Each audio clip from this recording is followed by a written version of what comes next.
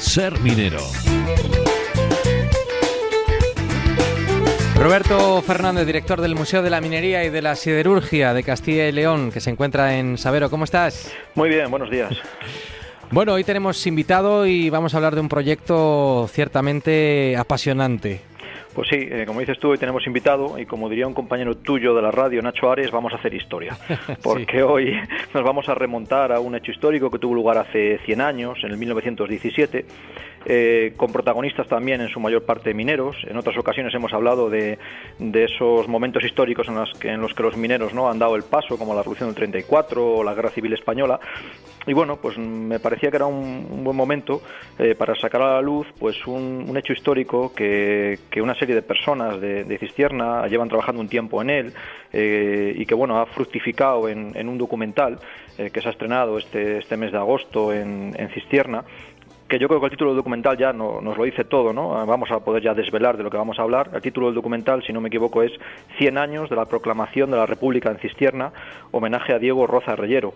Y bueno, para hablar de este documental y de la historia que nos cuenta, pues hemos invitado a José María Campos, que es corresponsal del Diario de León en Cistierna, y es el artífice de este documental, ¿no? Y le hemos pedido que nos acompañe y que nos explique este hecho histórico que no por ser singular, porque ya lo veremos que es muy singular, no deja de ser importante.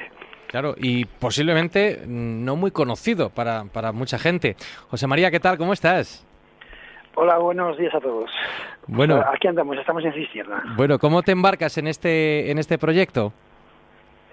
Bueno, pues fue muy curioso porque me embarqué en este proyecto estudiando en el Instituto de Cistierna, oí la noticia y lo primero que se me ocurrió fue ir al hogar del pensionista, hablar con el encargado para ver el tema este. Me dijo, sí, yo he oído hablar de este tema. Mira, aquella persona que está allí en la barra dicen que fue el ministro de Marina. Y entonces fui a hablar con el señor aquel, pero él se asustó y marchó. Y fue la primera noticia que tuve, porque después volví varias veces al hogar del pensionista de Cistierna y no volvió más el señor aquel hasta que tuve constancia de que había fallecido. Entonces aquello me marcó. Y pasaron los años y quedó todo así un poquito en el olvido, porque yo entonces tenía 18 años, entonces no tenías ese afán investigador que puedes tener ahora. Bueno, Roberto, vamos a ir situando también un poco a los oyentes que estarán de lo más intrigados. Hablamos de ministro de Marina y de República, pero José María, ¿en qué contexto histórico nos encontramos y qué sucedió exactamente? Bueno, pues estamos hablando de agosto de 1917, cuando se produce la famosa huelga ferroviaria y también huelga del hambre, donde hay, digamos, una revolución sindical minera, todo promovido por Diego Rozas, que fue una persona, un sindicalista que desde muy pequeño su afán era la lucha de las mejoras sociales de los obreros. Entonces, claro, en esta época, en 1917, hay que tener el contexto social en España, que en España también, con Largo Caballero y demás, se está produciendo ya una revolución para proclamar la República.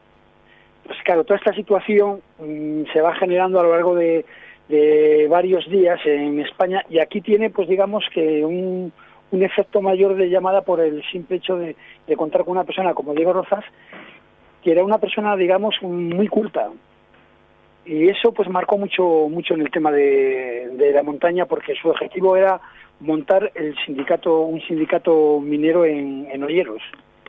Entonces él ya con 21 años, estando en Asturias, ingresa en el Sindicato Minero de Asturias y después en la Agrupación Socialista de Mieres. Y de ahí da el salto a León, contacta con varios sindicalistas porque su objetivo es que en Olleros haya un sindicato.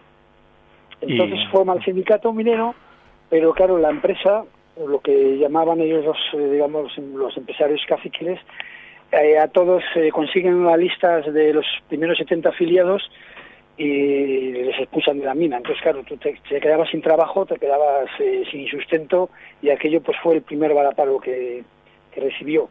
a partir de ahí, bueno, creo que no sé si me estoy liando mucho y me vais preguntando cosas más concretas o continúo, no lo sé. Bueno, Diego Rozas, personaje fundamental, porque estás contando, ¿no?, en el sindicalismo y en el movimiento de los mineros de toda esta cuenca, que aprovechan precisamente, ¿no?, ese 14 de agosto, creo, ¿para qué exactamente? Es decir, para lanzarse a proclamar una república. ¿Cómo podría haber sido ese día? Por lo que conocemos. Por los pocos datos que tenemos, cada vez tenemos más claro que Diego Rozas en ningún momento quiso proclamar la república. Él era un sindicalista, un socialista, cuyo objetivo, porque en 3 intentos, la tercera consiguió montar el sindicato minero de Olleros, pero creemos que cuando se produce la última, digamos, de las revueltas en el Pozo La Herrera 1, que bajan andando hasta Cistierna, bajan unos 500 mineros, se dividen en 2 grupos, unos van hasta la Arcina, donde dinamitan la vía, no con buenos resultados, porque al final el tren con el ejército de caballería de Burgos pues consigue pasar. Y otros se van hacia el ayuntamiento de Cistierna, donde pues creemos que la euforia del momento y demás pues hace que algunas personas, entre ellos Lasso, sabemos el apellido pero no sabemos el nombre, Lasso es el que proclama la república. Y lo proclaman tan seriamente que forman hasta un gobierno. Sí, los datos que tenemos es que proclama la república, forman un gobierno.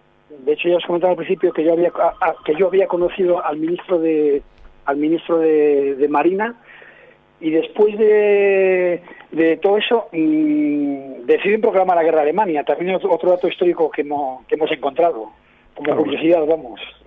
Coincidía la Primera Guerra Mundial, ¿no?, en aquella época, y ellos, claro, ¿no?, como buenos... Pensaban a lo grande, ¿no?, por lo que puedo ver. Pensaban a lo grande, digo. Sí. Yo creo, hay que situarse un poquito en aquello.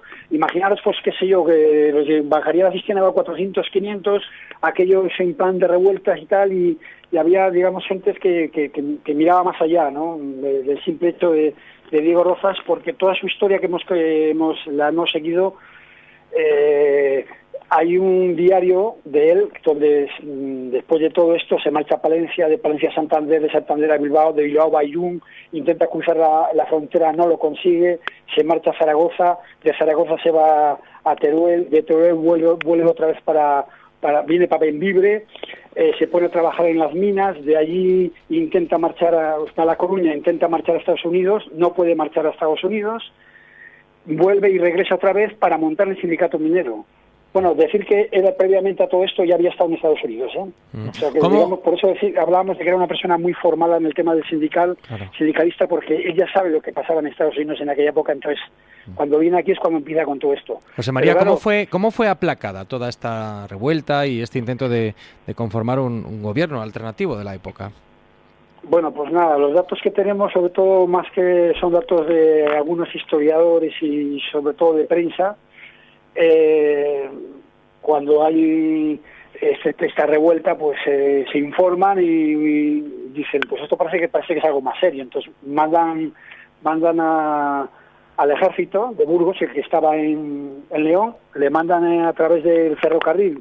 Como os había comentado, pues cuando dinamitan en la zona de la Ercina las vías, pues bueno, no surtió el efecto que pensaban, ¿no? Las vías sí parece que se debieron de torcer, pero el tren pasó. Entonces, claro, aquí llegó el ejército y en cuestión de 48 horas dicen unos, otros dicen que un poquito más, otros un poquito menos, pero bueno, más o menos en 48 horas pues aplacan esta situación. Porque a fin de cuentas pues eran mineros que habían ocupado el ayuntamiento. Sí, señalar que pensábamos que se había producido el fin del golpe que habían dado los mineros y no había pasado absolutamente nada más. A medida que íbamos avanzando, descubrimos que la represión de las fuerzas de seguridad fue terrible, porque incluso hubo detenidos y hubo gente que murió. Ahora, ¿en qué fase nos encontramos? Estamos en una fase de...